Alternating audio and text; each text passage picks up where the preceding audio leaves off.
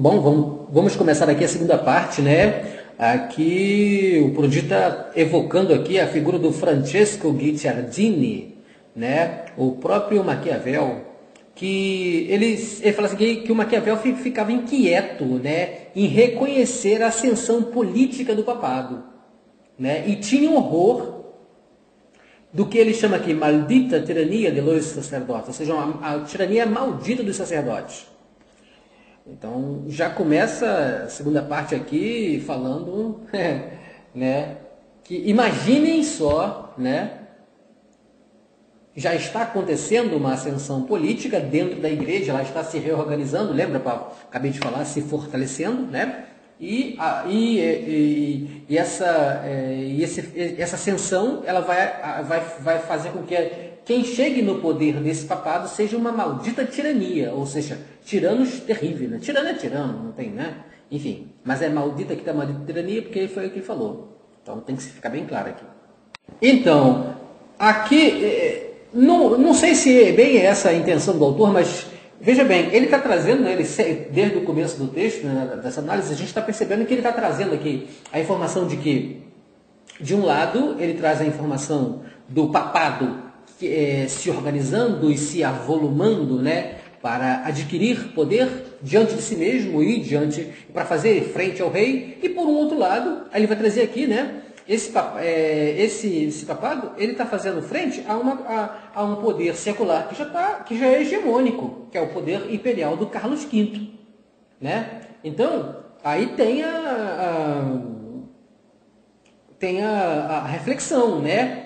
Que se o Carlos V demole, está aqui, ó, com vontade de apoderárselo para reduzir al papado a seu controle. Ou seja, o Carlos V, por sua vez, está tentando reduzir o poder do papado para colocar ele sob o seu controle. Foi o que Dom José fez, né, com Pombal. Eu estou fazendo um link com Pombal porque está muito recente, certo? E é o que a gente tem estudado. Bom, do lado de cá, do lado da igreja, a reflexão é o seguinte, que o poder temporal, é justamente o nome poder temporal, ele está sujeito ao tempo, ou seja, é um poder que morre.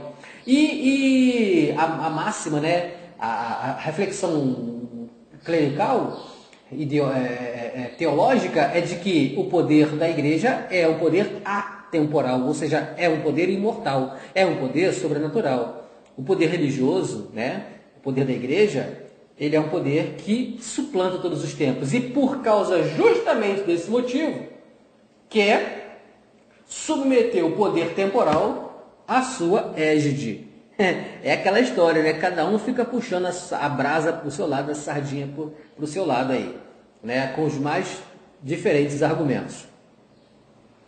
Então, e aí o Contarini, ele vai trazer uma reflexão que ele vai falar, né, que a igreja ela fica inquietada, né,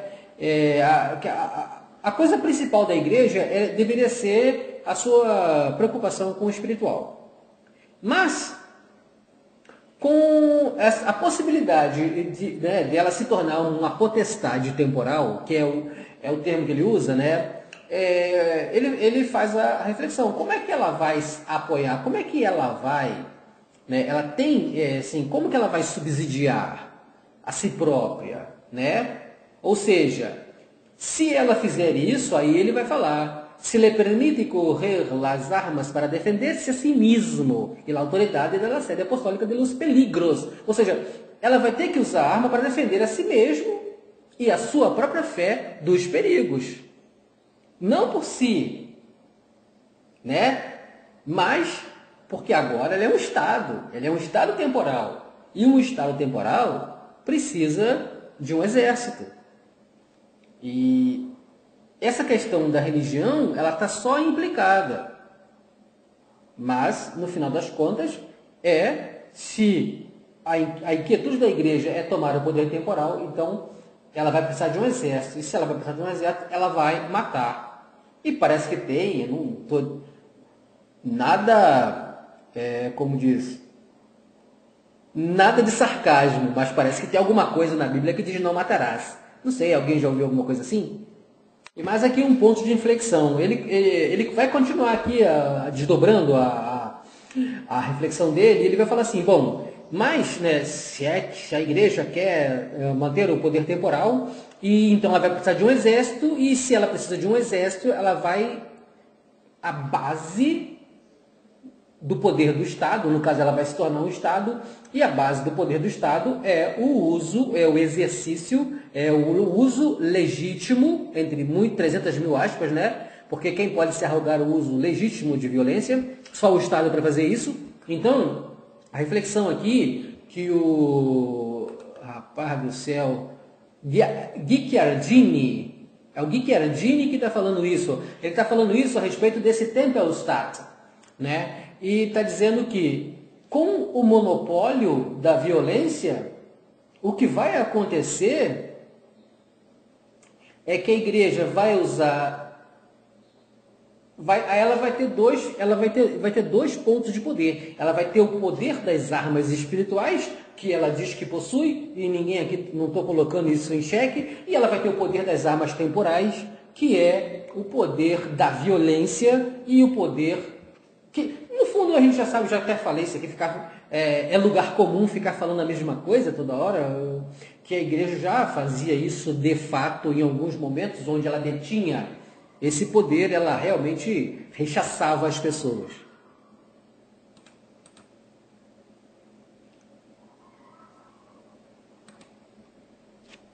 Bom, e aí ele vai chegar aqui desdobrando esse assunto, ele vai chegar à conclusão de que essa persona, ele fala persona física del Papa, ou seja, entre o século XVI e o século XVII, né, siglo XVI e XVII, se ele vai assistir à condensação de uma figura de duas faces, praticamente, um monstro. Ele vai chamar isso de um novo monstro político, que é o que mais à frente ele vai chamar o Estado Pontifício, né? E ele pode falar que esse Estado Pontifício ele não pode ser considerado como o Estado, como o Pontífice e o Estado, são duas coisas separadas, poderiam ser, eram conhecidas no medievo, né? Que agora, ele fala que uma vez uma vez condensando essas duas figuras, a espiritual e a temporal, numa única figura, que é a figura papal, isso vai se tornar um monstro. Entendeu? É o Estado Pontifício. Só falando duas vezes a mesma coisa para guardar bem, né? Estado Pontifício é o monstro político causado pela condensação dessas duas figuras. Então, aqui nessa parte do texto, gente, continuando a reflexão, ele traz aqui um pedaço do texto em latim.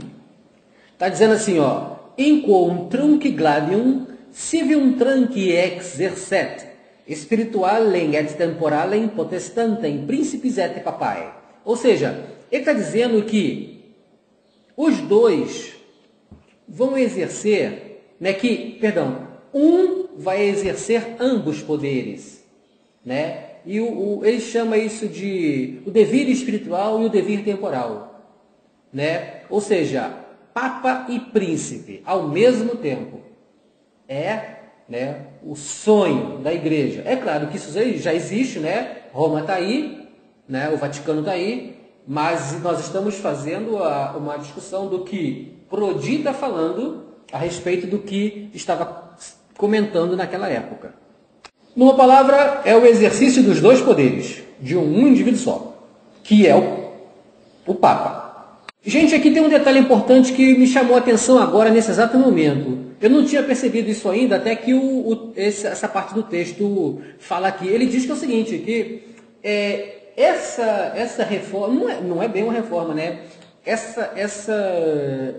Toda essa discussão da igreja a respeito desse fortalecimento do Estado e de abocanhar aí a parte do poder temporal, ela ocorre porque a igreja percebeu que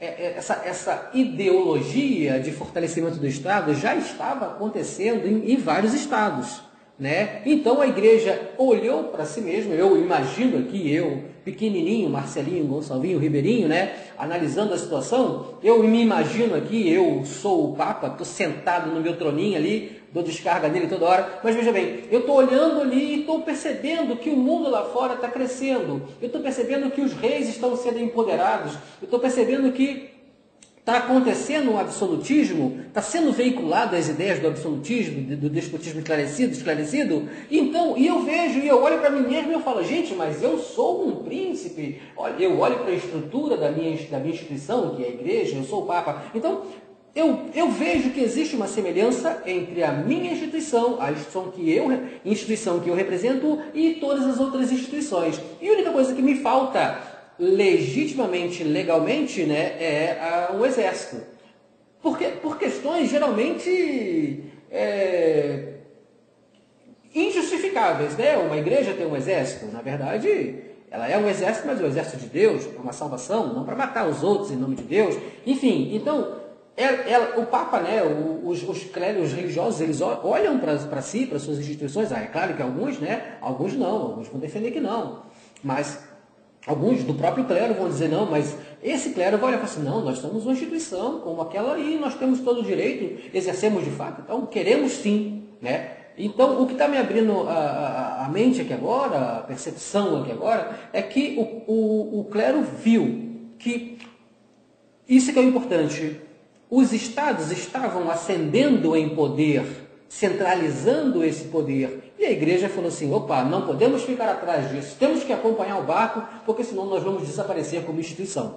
Basicamente, essa é a minha inflexão, é o que eu penso a respeito desse pequeno trecho que está dentro, que eu não vou ficar lendo espanhol aqui, senão esse áudio vai ter 300 horas, beleza? Então tá bom, é isso aí. Bom, aqui tem uma reflexão de Bernardo Navajeiro, que em 1558, ele fala, basicamente, resumidamente aqui, ele fala que é o seguinte, que isso que está acontecendo aí do pontífice, né, ele querer o poder secular, na verdade, ele é um ícone da decadência moral e espiritual, né, que já foi dito lá pelos reformadores, né, Lutero, enfim, outros aí. E aí ele começa o texto dele falando, né, eu já quero falar que é o seguinte, que isso aí não trata de um poder hereditário, nem elegido, né, elegido aqui em espanhol, né, eleito, aclamado, que ele quer dizer aqui pelo povo, né, mas por um grupo pequeno de pessoas, que é o conclave, né, que todo mundo sabe que funciona lá no Vaticano. Bom, e aí ele vai trazer, né,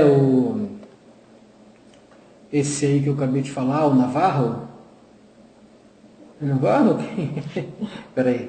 Navajeiro. Bernardo Navajeiro, 1558. Ele vai falar que é o seguinte, que os primeiros padres, né, os primeiros pontífices, eles realmente queriam imitar a vida de Cristo, né?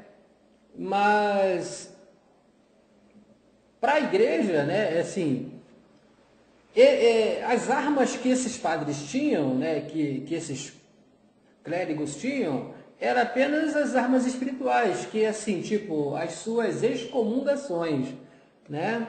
E agora não, tem a possibilidade das armas temporais, porque se ele pleiteia uma cadeira temporal, né? Então há que se falar em exércitos e armas temporais, e é um empoderamento da igreja. Aí dos lados, daqueles do lado, da banda daqueles que apoiam a igreja, vai aparecer um tal de Paolo Paruta, de Volta da Roma, em 1595. Ou seja, ele,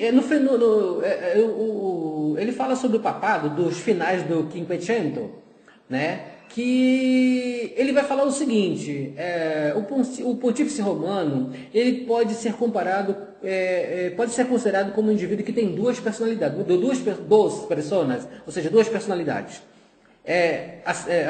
Ou seja, ele é o cabeça universal de toda a igreja, a cabeça e pastor universal de toda a cristandade, né, da cristandade, e o também da Igreja Católica Apostólica Romana, como vicário de Cristo e também como verdadeiro sucessor de Pedro. Bom, paralelamente, ele também é o príncipe temporal, é o que o Paolo Parruta está falando. Ele também é o príncipe temporal que tem um estado na Itália, ou seja, reconhece a Itália por volta de 1500, né? Já tem a Itália já existe, né, essa noção de nação, a nação italiana, muito embora os seus estados eles sejam quase que independentes, mas eles estão em processos de união, mas como etnia já se entendem como um povo italiano, né? O povo italiano consolidado, mas dentro desse estado Itália, que tem um rei que responde sobre todos os estados, né, italiano, tem um soberano. Aí o Paulo está falando que o verdadeiro sucessor de Pedro, ele é paralelamente um príncipe temporal, que tem um estado dentro, ou seja, um estado dentro da Itália, ou seja, um estado dentro de outro estado. Bom, aqui vai aparecer, provavelmente aqui, né, o Giovanni Mocenigo, em 1612, ele vai falar que o Papa goza dessa potestade absoluta dentro do governo temporal. Bom, e aqui vai aparecer um outro comentador aqui, um observador mais sucinto, ou a observação dele é mais sucinta. É o Pietro Contarini. Pietro Contarini vai falar o seguinte, né? Que em 1627 ele vai falar isso, ele vai falar que a autoridade espiritual e a autoridade temporal do Papa não são distinguíveis. Interessante isso porque nós vamos ver naquele estudo sobre os dois corpos do rei, de que o rei tem um corpo temporal, um corpo finito, um corpo material que é perecível, e também tem o próprio corpo da realeza que se manifesta no rei, né? Tem toda aquela questão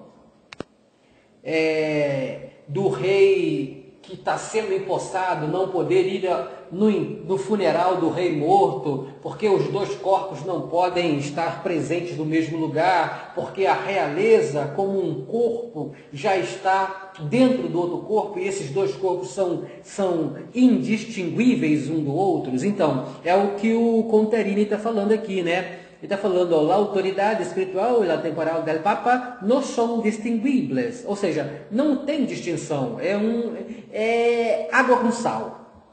Bom, se bem que depois o sal evapora, mas vocês entenderam, talvez água com açúcar. Um destaque aqui no finalzinho do parágrafo dele, que ele diz que é o seguinte: um dos motivos da decadência do papado é justamente essa questão aí essa questão do poder espiritual e o temporal, essa confusão entre poder espiritual e temporal, né? Para o autor, isso aí é a decadência do papado, a busca, né? O papado começou a entrar em decadência justamente porque ele deixou de se preocupar com as coisas espirituais e tentou abocanhar a parte espiritual. Nossa, está ficando lugar comum, mas o texto é lugar comum e a gente está traduzindo o texto, então não tem como. Né? Mas aí tem um comentário do Pietro Basadonna, ele fez esse comentário em 1664. Vamos ver o que ele está falando aqui. Bom. Aqui o Pietro Basadonna, ele está falando basicamente o seguinte. É interessante aqui essa visão dele, ó, em 1664, no meu pequeno ver, no Marcelinho Gonçalvinho Ribeirinho, que eu vou estar dizendo aqui para vocês, ele já tem uma visão antropológica da coisa. Ele fala que, olha só para você ver como é que a igreja era uma coisa, uma coisa interessante, né? É uma instituição interessante, no sentido de que ela já olhava para o mundo lá fora com uma percepção antropológica. E eu vou falar isso exatamente aqui. Quem vai fazer esse comentário é o Pietro Basadonna. E ele faz porque ele capta isso. Ele fala que, como a igreja a igreja é uma instituição universal e ela tem a necessidade de propagar o evangelho de forma universal. Mas em cada lugar, em cada principado, em cada espaço temporal, ela precisa cambiar, ou seja, é necessário cambiar as leis do apostolado por leis políticas, ou seja, existe aí uma flexão de poder, né? Existe aí todo um andar da carruagem, vamos dizer assim, um jogo de cintura, talvez, nossa linguagem moderna, que a igreja precisa todo um tato de negociações interpessoais, né? E uma sociedade, esse aqui, o Marcelinho está falando, né? Um pouquinho da antropologia que ele comeu, né? No primeiro semestre. Então veja bem, as relações interpessoais dos homens em sociedade, elas não estão sujeitas só apenas àquilo que está no homem, mas o homem também está sujeito às leis sociais, né? Então, e a igreja como uma instituição, tendo as suas leis, ou seja, a primeira que é propagar o evangelho, né? E a instituição secular que tem a lei do domínio político, geopolítico e econômico, né? Bélico da situação, daquela esfera de atuação. Então, duas instituições, dois interesses. Então, os defensores da igreja, né, segundo aqui o Pietro Bazadonna, eles usam esse argumento, né, de que é necessário que a igreja detenha aí, né, esse condicionamento antropológico para lidar com o homem, para poder salvar a vida do homem. Isso é um argumento teológico, não estou falando que isso seja verdade, não, nem acredito nisso. A gente sabe que, no fundo, eu particularmente tenho a minha visão de que o que a igreja quer mesmo é poder, e sempre foi o poder, que se ela não quisesse poder, ela não queria dinheiro, ela não queria bens, não queria, né, ela pegava o próprio Deus dela, fala, vai e vende tudo que tem e dá aos pobres, mas o que ela quer é poder. Mas isso aqui não tem nada a ver com o texto, isso é opinião minha opinião não conta. O que o texto está dizendo é exatamente isso, que a igreja está se valendo desse argumento, né, de que ela precisa conhecer o mundo, as flutuações mundanas, ou seja, ela precisa conhecer o que há no mundo, né, como essas sociedades, esses povos, eles se organizam, e para fazer isso, ela esbarra no poder político. Então, nada melhor do que ela ter o poder político, né? E ele, o Pietro Bazadonna, ele vai comparar isso aqui, como a igreja de São Pedro, como uma nave, ou seja, como um barco, né, que está afundando, não está aqui no texto, né? Veja bem, então, para não afundar, né, ele falou que esse barco ele precisa ter madeiras rígidas e madeiras curvas, né? Ou seja, né, você não vê um barco totalmente quadrado, o barco ele tem as formas e a madeira, enfim, ela é reta, mas o artífice, ele vai lá e dá. Nós estamos falando de um barco do ano de 1660. É o barco que ele está utilizando. Ele não está falando de barcos modernos, de barcos contemporâneos. Né? Está falando de barco de madeira. Então, na visão dele, ele compara essa igreja com esse barco. E esse barco ele é feito tem curvas, ele tem sinuosas, né? E tem curvas, né, sinuosas. Ou seja, para ele, né? Para ele, a igreja está reconstruindo esse barco. Ou seja, um barco que era rígido, um barco, né, que estava fadado à falência e morte, desaparecimento como instituição, e esse barco curvo que vai permitir navegar nesse oceano político, que é o trono temporal. Bom, e aqui ele vai expandir o comentário, né? E tem uma expressão aqui que vai estar sempre sendo usada por vários autores, né? Por vários pensadores, por várias pessoas que fazem reflexão aqui, principalmente esses que eu já disse, quase todos eles falam isso, ele usa uma expressão aqui, cambiar. Cambiar as leis del apostolado por leis políticas. Ou seja, cambiar, ele vai mesclar as leis do apostolado, as leis da igreja, com as leis políticas. Isso aí é mais um método, isso aí é mais uma artimanha. Artimanha no sentido de uma manobra.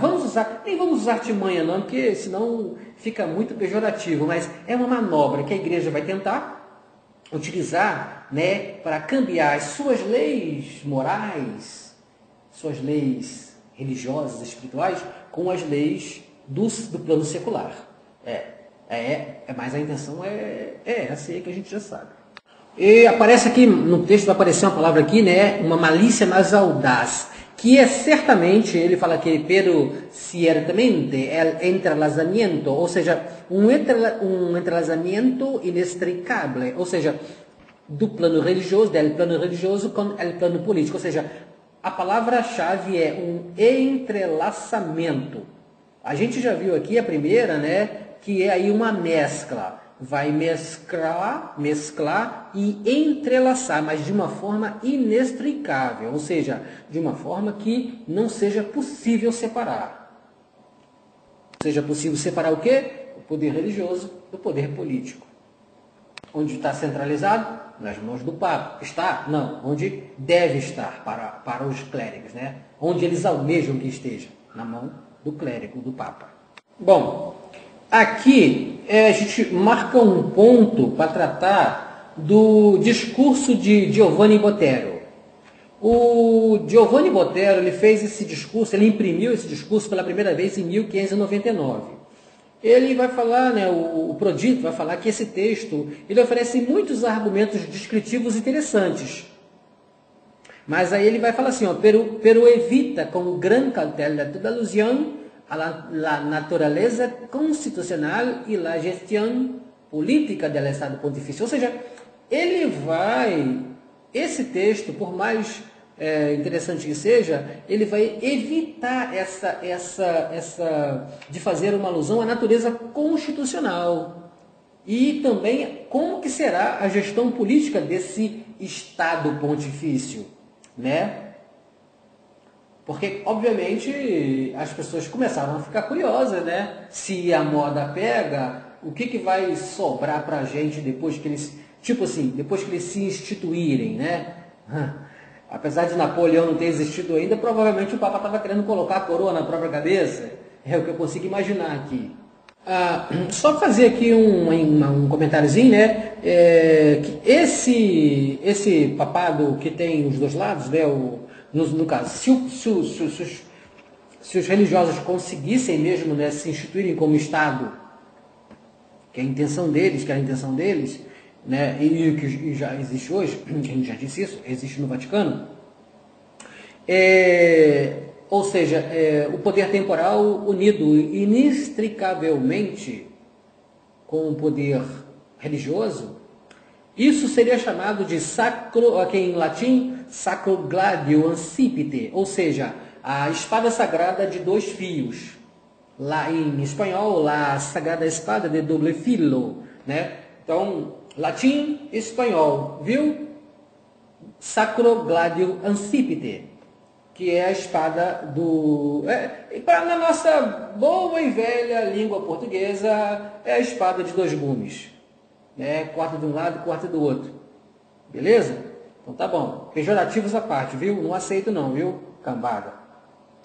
Outra expressão em latim que vai aparecer aqui é que ele fala que no mediado, né, no meio do 400, vai aparecer essa expressão aí, o Papa intemporalibus, ou seja, um Papa que está além do tempo.